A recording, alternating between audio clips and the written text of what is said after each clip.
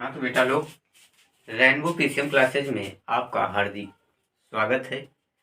आज हम लोग समझेंगे साइंस का जो रिफ्रैक्शन ऑफ लाइट है उस पर जो इम्पोर्टेंट क्वेश्चन आते हैं, सवाल आते हैं, उनको कैसे बनाना है तो उनके बारे में आज समझते हैं। बहुत ही अच्छे ढंग से देखते हैं कि किस तरीके से। इसके पहले हमने बताया था कि जो स्नेल्स लॉ होता है अर्थात स्नेल का नियम होता है, तो उसके लिए बताया था। तो एक नज़र उसकी तरफ देखते हैं। हमने क्या बताया था कि स्नेल्स लॉ अगर लिखने के लिए आता है तो क्या लिखोगे कि किन्हीं दो माध्यमों के लिए। मतलब क्या है कि जो भी प्रकाश की रेज या प्रकाश की किरणें जो कि आ रही हैं तो किन्हीं दो माध्यमों में, एक क्या है विरल माध्यम, एक सघन माध्यम है। इस तरीके से समझा गया था, है ना, फिगर बना के। तो क्या बोलोगे, किन्हीं दो माध्यमों के लिए तथा एक ही रंग के प्रकाश के लिए। किन्हीं दो माध्यमों के लिए तथा एक ही रंग के प्रकाश के लिए आपतन कोण की ज्या। आपतन कोण की ज्या का मतलब क्या समझ रहे, तो जो साइन होता है अर्थात आपतन कोण के लिए क्या हो जाएगा, आई हो जाएगा। तो आपतन कोण की ज्या साइन आई तथा अपवर्तन कोण की ज्या साइन आर। अपवर्तन कोण की ज्या कौन क्या हो जाएगा, साइन आर का जो अनुपात होता है वह एक नियतांक होता है। जो अनुपात होता है वह एक नियतांक होता है। तो नियतांक की यदि बात की जाए, नियतांक की कांस्टेंट की, तो n बराबर क्या आ जाएगा, n equal sine i upon sine r. तो किन्हीं दो माध्यमों के लिए तथा एक ही रंग के प्रकाश के लिए आपतन कोण की ज्या साइन आई तथा अपवर्तन कोण की ज्या साइन आर का जो अनुपात होता है वो क्या होता है, एक नियतांक होता है, कांस्टेंट होता है। इसी में समझा गया था क्या कि यदि विरल माध्यम को एक से, किससे, यदि विरल माध्यम को एक से तथा सघन माध्यम को दो से प्रदर्शित किया जाए, तो यदि विरल माध्यम को एक से और सघन माध्यम को किससे, दो से प्रदर्शित किया जाए। इस तरीके से डायग्राम दिया गया था ना, ऐसे ऐसे इस तरीके से दिया गया था।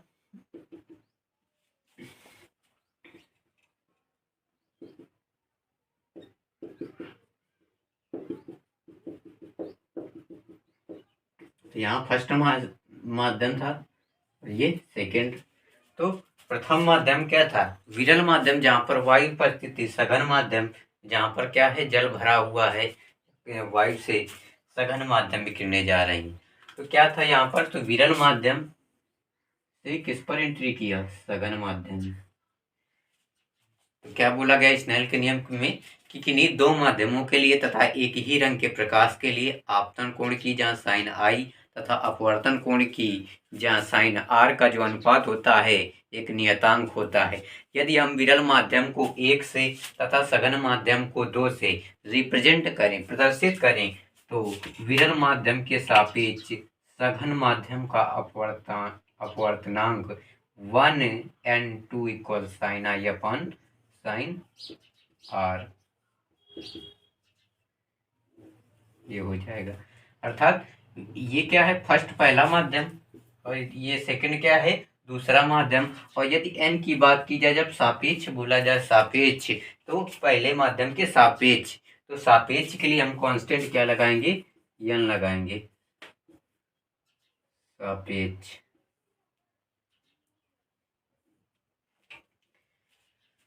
तो विरल माध्यम के सापेक्ष सघन माध्यम का अपवर्तनांक। इसी तरीके से कुछ और देखते हैं, देखो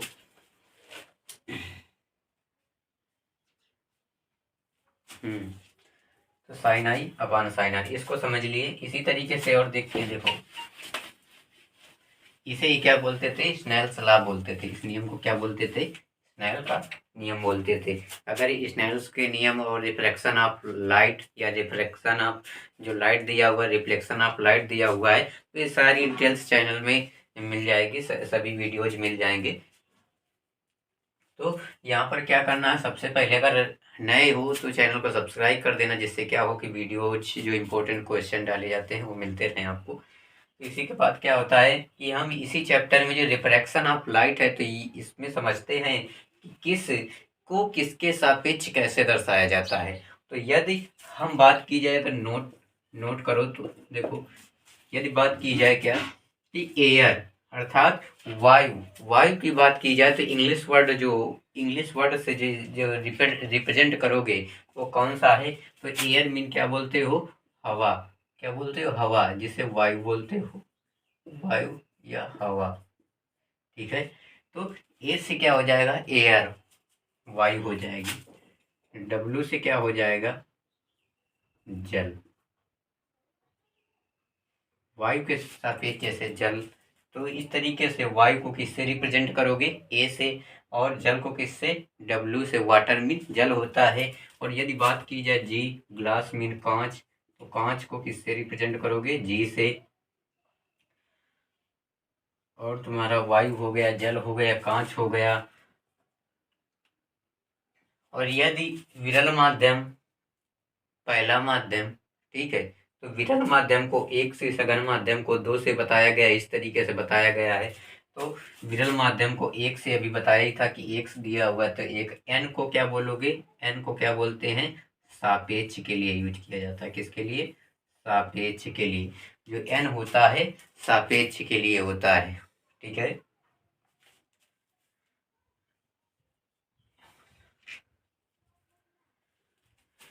यदि सॉलिड की बात करें, किसी ठोस अवस्था की बात करें, तो उसको एस से लिखोगे। ठोस पदार्थ की बात करें, ठोस में जब प्रकाश की किरणें जा रही हूँ, ठोस अवस्था में सी। यदि प्रकाश की चाल बताए, तो प्रकाश की चाल को किससे रिप्रेजेंट करोगे, प्रकाश की चाल, प्रकाश की चाल को किससे रिप्रेजेंट करोगे, सी से रिप्रेजेंट करोगे। इसी तरीके से बात करते हैं। अब देखो, इतना ये नोट कर लिया, क्या पता चल गया कि एन को सापेक्ष बोलते हैं, ठीक है। ए को वायु हवा बोलते हैं, डब्ल्यू से वाटर जल हो जाएगा, जी से ग्लास अर्थात कांच हो जाएगा, एस से सॉलिड स्टेट होगी, जो सॉलिड स्टेट, तो उसको ठोस को एस से, सी से प्रकाश की चाल हो जाएगी। और देखो समझते हैं इसके बाद।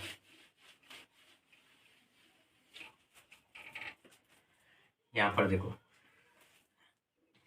यदि बोला जाए कि विरल माध्यम के सापेक्ष सघन माध्यम का अपवर्तन, तो क्या बोला गया था कि विरल माध्यम को एक से तथा सघन माध्यम को दो से प्रदर्शित किया जा रहा है। तो यहाँ पर देखो क्या बोल करते हैं, अब विरल माध्यम को किससे, एक से, और सघन माध्यम को दो से प्रदर्शित किया जाए।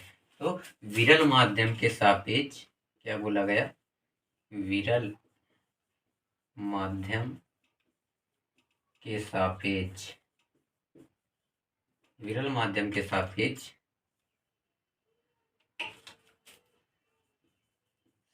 सघन माध्यम का अपवर्तनांक। देखो यहाँ पर क्या बोला गया, यदि किरणें कहाँ, विरल माध्यम से सघन माध्यम में एंट्री कर रही हूँ, विरल माध्यम के सापेक्ष सघन माध्यम का अपवर्तनांक बोला जाता है। यदि हम विरल माध्यम को किससे, एक से रिप्रेजेंट करें, और सघन माध्यम को दो से रिप्रेजेंट करें, तो विरल माध्यम के सापेक्ष सघन माध्यम, सापेक्ष के लिए यदि बात की जाए, तो उसको क्या लिखोगे, यहाँ पर एन लगाओगे, तो 1n2 equal sine i upon sine r. और ये दिया हुआ था, ये 1n2 विरल माध्यम के सापेक्ष सघन माध्यम का, जो ये आई क्या है, यहाँ पर देखो, आई क्या था, आपतन कोण था।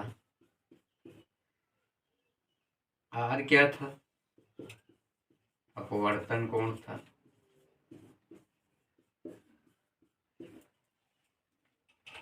वन एन टू इक्वल, ये क्या था, यदि विरल माध्यम को सघन माध्यम के सापेक्ष प्रदर्शित करे, तो sine i upon sine r. यही क्या था, हमारा स्नेल्स का जो लॉ होता है, स्नेल्स नियम होता है, उसी को बताया गया था। वाई वहां पर क्या थी, आपतन कोण, और आर क्या था, अपवर्तन कोण। इसके बाद देखो,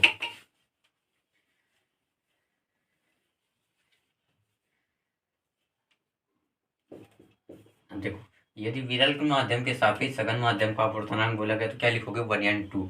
यदि बोला जाए सघन माध्यम के सापेक्ष, सघन माध्यम के सापेक्ष विरल माध्यम का अपवर्तनांक, विरल माध्यम का अपवर्तनांक।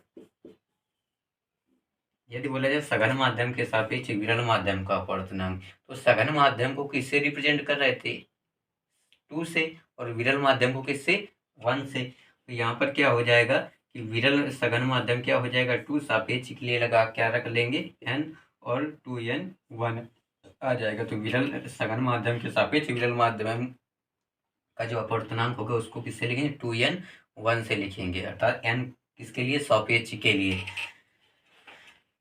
इस तरीके से। चलो और कुछ कांस्टेंट की बात करते हैं। जैसे इसके बाद जब पूछे यदि वायु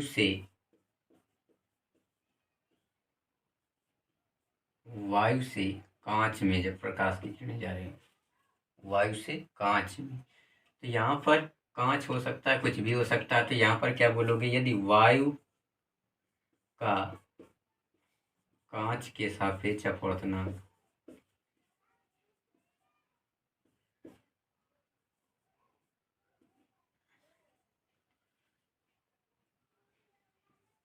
वायु का कांच के सापेक्ष अपवर्तनांक,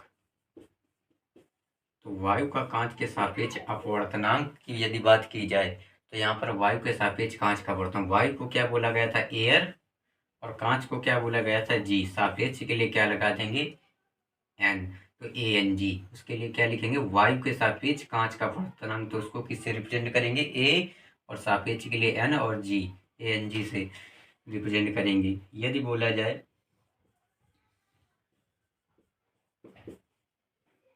कांच के सापेक्ष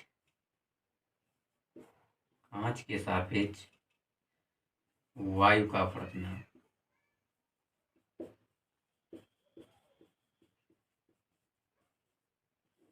कांच के सापेक्ष वायु का अपवर्तनांक, तो कांच हमारा क्या हो जाएगा ग्लास, सापेक्ष के लिए n और वायु तो क्या आ जाएगा GnA आ जाएगा।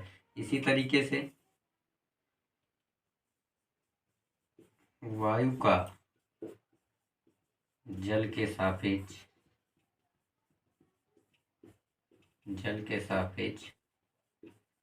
अपवर्तनांक, वायु का जल के सापेक्ष अपवर्तनांक, यदि इसकी बात करें वायु का जल के सापेक्ष अपवर्तनांक, तो वायु, अब देखो वायु को कैसे लिखते हैं एयर और सापेक्ष के लिए क्या लगा देंगे n। अब किसका जल AnW, यदि बोला जाता जल के सापेक्ष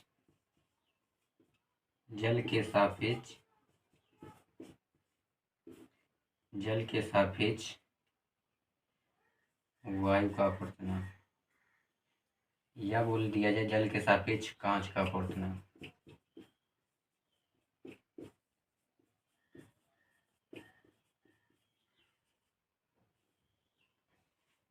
जल के सापेक्ष कांच का अपवर्तनांक की बात की जाए तो जल क्या हो जाएगा वाटर, सापेक्ष के लिए n और किसको कांच WNG आ जाएगा। तो इस तरीके से इसको समझ लेंगे। तो इसी तरीके से क्या करेंगे, सभी को रिप्रेजेंट कराएंगे, सभी सिंबल्स जो दिए हुए एक दूसरे के सापेक्ष किस तरीके से व्यक्त किया जाता है एकदम आसान तरीके से उसको समझेंगे और इसी तरीके से इसको नोट भी कर लेंगे। ये इम्पोर्टेंट है क्योंकि इसी से हमें को क्या करना है सवाल सॉल्व करने हैं और 100% श्योर है कि इस तरीके से जो वायु के सापेक्ष कांच का अपवर्तनांक या जल के सापेक्ष कांच का अपवर्तनांक इस तरीके के क्वेश्चन पेपर्स में जो पेपर एग्जामिनेशन में आएंगे तो मैं 100% श्योर है कि एक क्वेश्चन मिलता है इस तरीके का।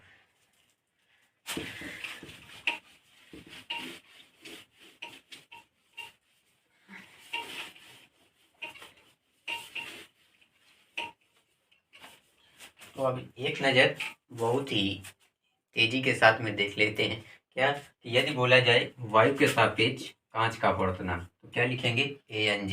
ए क्या है बेटा एयर और जी क्या है ग्लास, ग्लास मीन कांच हो जाएगा, एयर मीन वायु हो जाएगा, n किसके लिए सापेक्ष के लिए, अर्थात वहाँ पर कांस्टेंट जो यूज कर रहे थे तो अर्थात सापेक्ष। तो वायु के सापेक्ष कांच का अपवर्तनांक को इससे रिप्रेजेंट करेंगे, कांच के सापेक्ष वायु का अपवर्तनांक बोले, यदि जो पहले बोला है अगर कांच बोला तो जी सबसे पहले रख लेंगे तो कांच के सापेक्ष वायु हो जाएगा, ठीक है। इसी तरीके से कांच के सापेक्ष जल का अपवर्तनांक तो GnW हो जाएगा, और यदि जल के सापेक्ष कांच का अपवर्तनांक पूछे तो WnG हो जाएगा। और यदि पूछे कि वायु के सापेक्ष जल का अपवर्तनांक तो एयर मीन वायु हो जाएगी, सापेक्ष के लिए N और W जल हो जाएगा।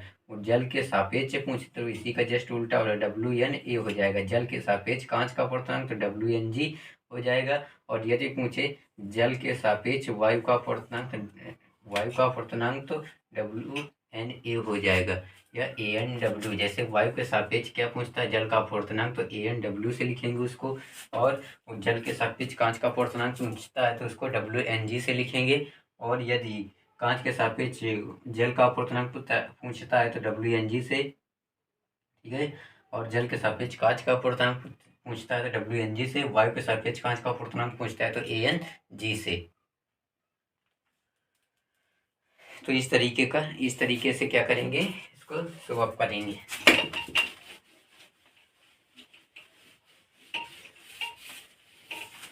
चलते हैं कुछ क्वेश्चनों की ओर, इस पर देखते हैं।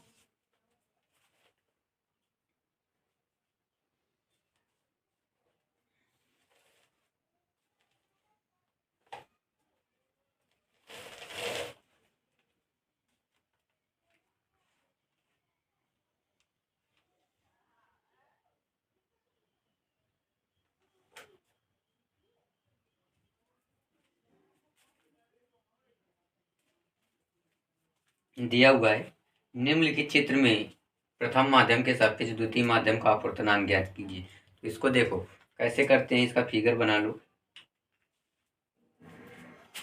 कहता है निम्नलिखित चित्र में प्रथम माध्यम के सापेक्ष द्वितीय माध्यम का अपवर्तनांक। फिगर देखो साइड में।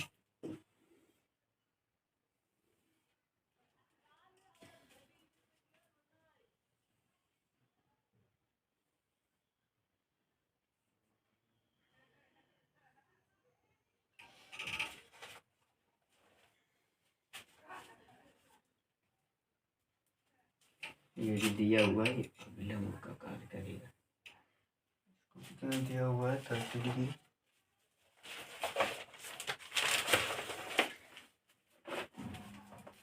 ये कितना दिया हुआ है, 30 डिग्री। और इसको कितना दिया हुआ है, 45 डिग्री।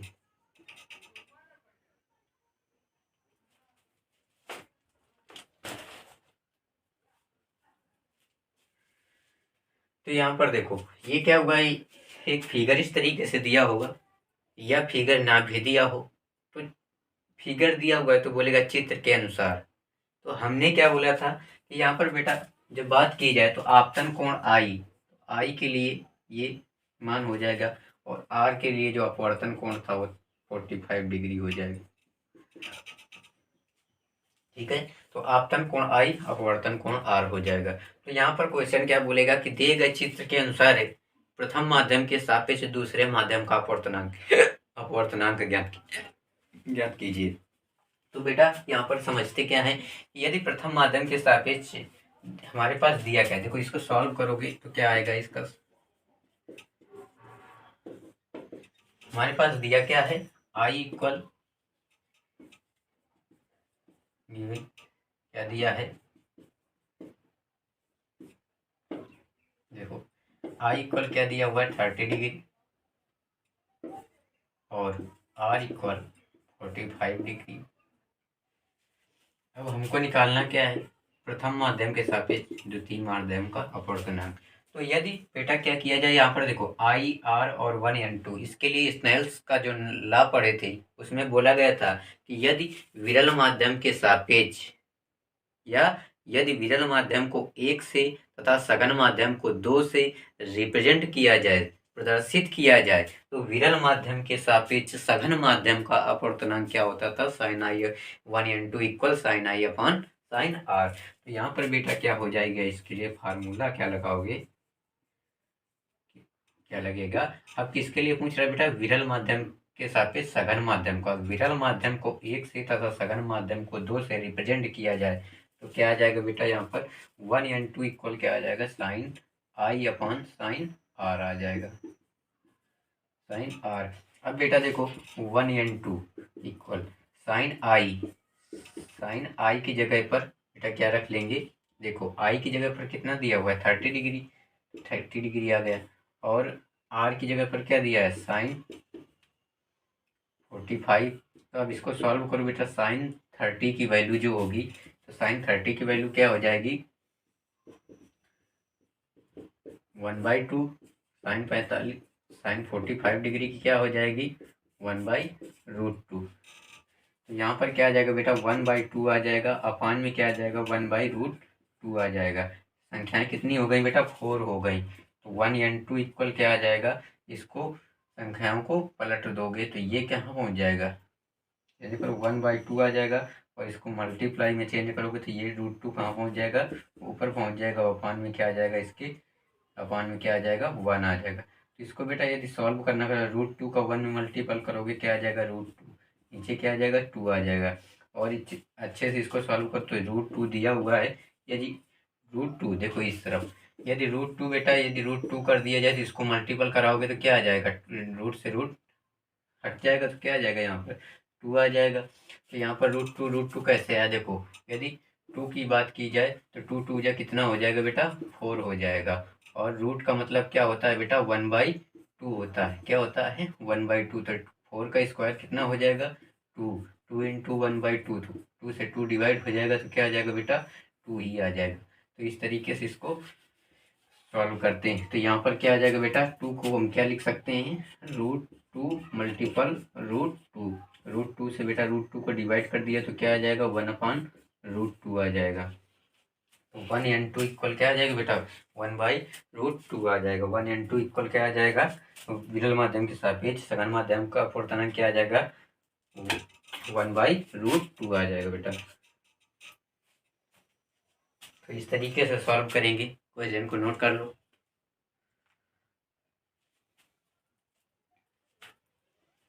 क्वेश्चन में क्या दिया होगा, यदि दिए गए चित्र में विरल माध्यम के सापेक्ष सघन माध्यम का अपवर्तनांक ज्ञात कीजिए।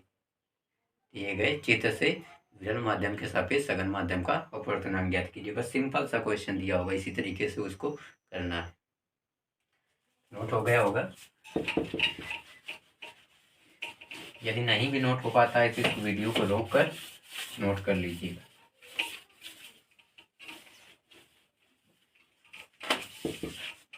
नेक्स्ट क्वेश्चन में चलते हैं। इसके बाद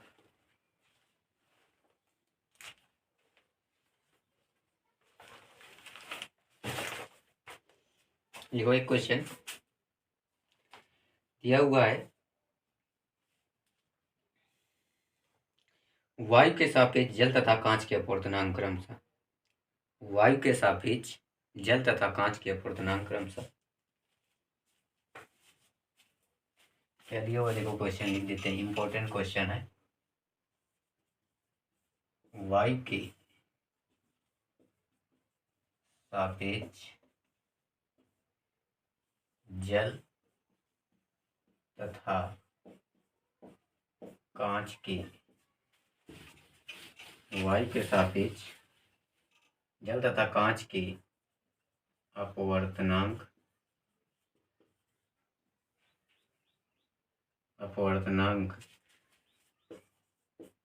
क्रमशः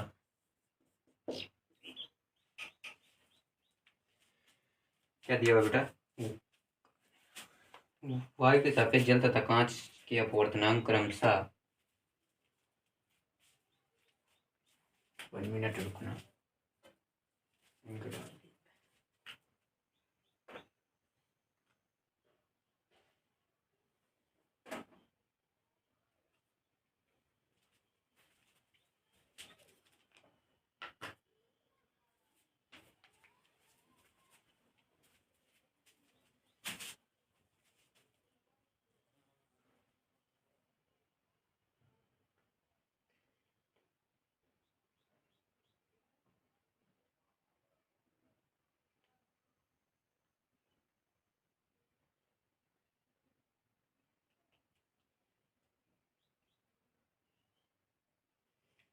थोड़ा सा अच्छे से सही से लिखे, इंग्लिश थोड़ी सी खत्म हो आई थी शायद।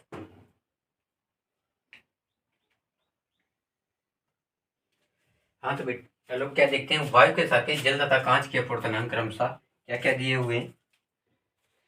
4/3 एवं 3/2 है।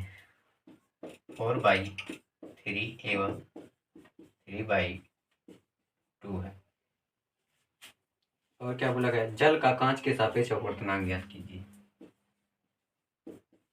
जल का कांच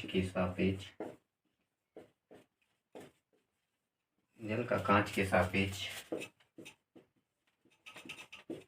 अपवर्तनांक ज्ञात कीजिए।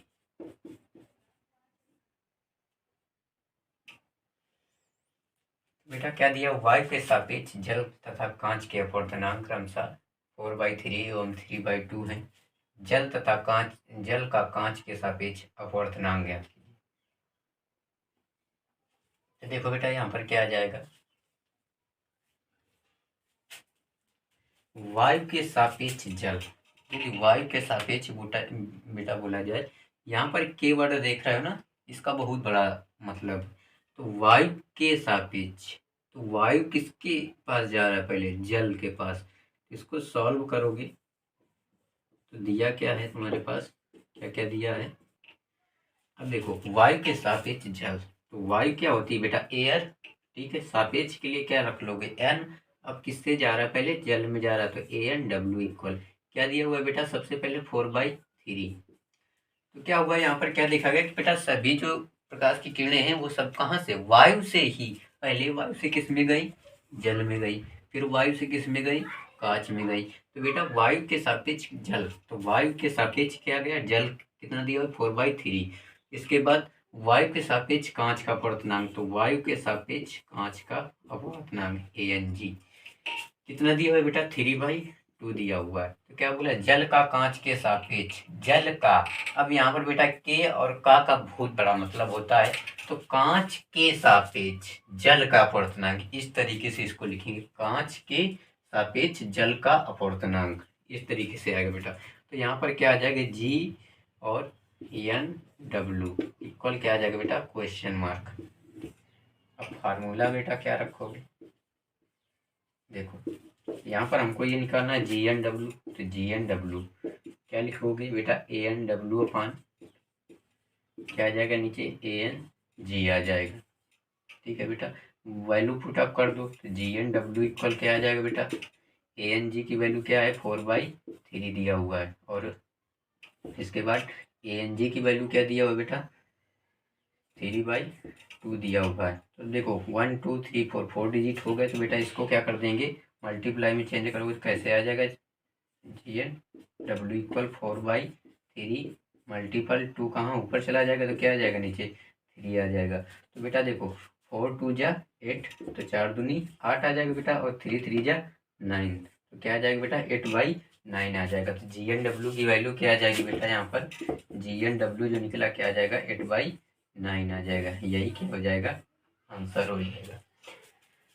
बेटा हमने क्या बोला, के और का में काफी अंतर होता है, ठीक है। तो इसी तरीके से इसको यहाँ पर ध्यान रखना कि GNW ही निकालना, ठीक है। तो इसके लिए ये इम्पोर्टेंट 100% श्योर है कि बहुत बार क्वेश्चन ये पूछा भी गया है, और ये इम्पोर्टेंट है एग्जाम के लिए। तो प्लीज़ नोट डाउन, सभी बच्चों से निवेदन है कि इसको नोट करिएगा। और यदि इसमें कोई प्रॉब्लम्स आ रही तो कमेंट्स कर दीजिएगा, उसको सॉल्व कर देंगे, या हमारे जो नंबर है मेरा उस पर कॉल कर दीजिएगा 7860026 200। ये मेरा नंबर है, इस पर कॉल कर दीजिएगा।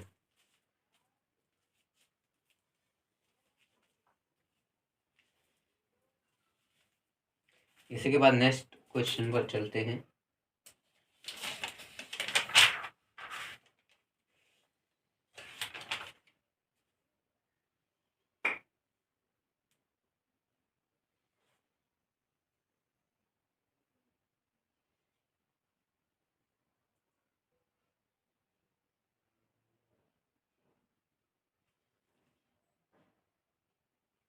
लिखिएगा क्वेश्चन नेक्स्ट नंबर का। देखो, वायु तथा कांच में प्रकाश की चालें क्रमशः।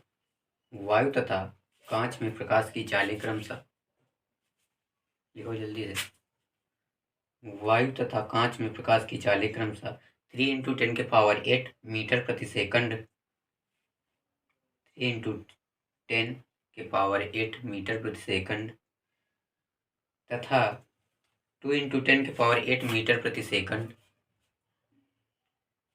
हैं। वायु के सापेक्ष कांच का अपवर्तनांक ज्ञात कीजिए।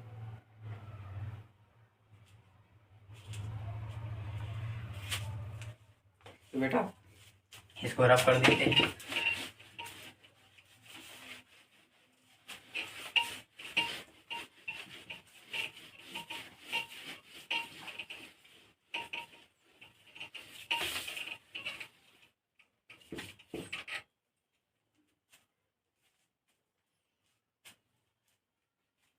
बेटा यहाँ पर देखो, हम क्वेश्चन लिख देते हैं आप लोगों को।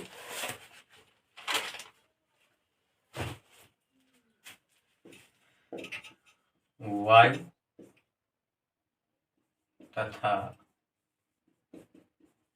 कांच में प्रकाश की चालें क्रमशः, वायु तथा कांच में प्रकाश की चालें क्रमशः 3 × 10⁸ मीटर प्रति सेकंड, 3 × 10⁸ मीटर प्रति सेकंड तथा 2 × 10⁸ मीटर प्रति सेकंड है, मीटर प्रति सेकंड है। बोला गया है वायु के सापेक्ष कांच का अपवर्तनांक ज्ञात कीजिए। क्या बोला गया है? वायु के सापेक्ष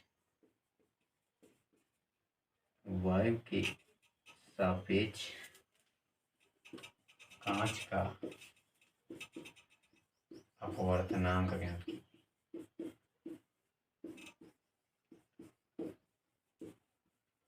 अपवर्तनांक ज्ञात कीजिए। देखो बेटा, वायु तथा कांच में प्रकाश की चालें, वायु तथा कांच में प्रकाश की चालें क्रमशः। तो वायु में प्रकाश की चाल बात की है, सॉल्व करो इसको। क्या दिया हुआ है बेटा? वायु में प्रकाश की चाल बराबर कितना दिया हुआ है? 3 × 10⁸ मीटर प्रति सेकंड। इस तरीके से बेटा क्या दिया हुआ है? कांच में प्रकाश की चाल बराबर, कांच में प्रकाश की चाल बात की जाए तो कितना दिया हुआ बेटा? 2 × 10⁸ मीटर प्रति सेकंड दिया हुआ है। क्या बोला गया बेटा? वायु के सापेक्ष कांच का अपवर्तनांक, वायु के सापेक्ष कांच का अपवर्तनांक, वायु के सापेक्ष क्या बोला गया? कांच का अपवर्तनांक क्या हो जाएगा बेटा? वायु के सापेक्ष कांच का अपवर्तनांक। तो बेटा वायु के सापेक्ष कांच का अपवर्तनांक हमको निकालना है। तो फार्मूला क्या रखोगे? फार्मूला लगाओगे,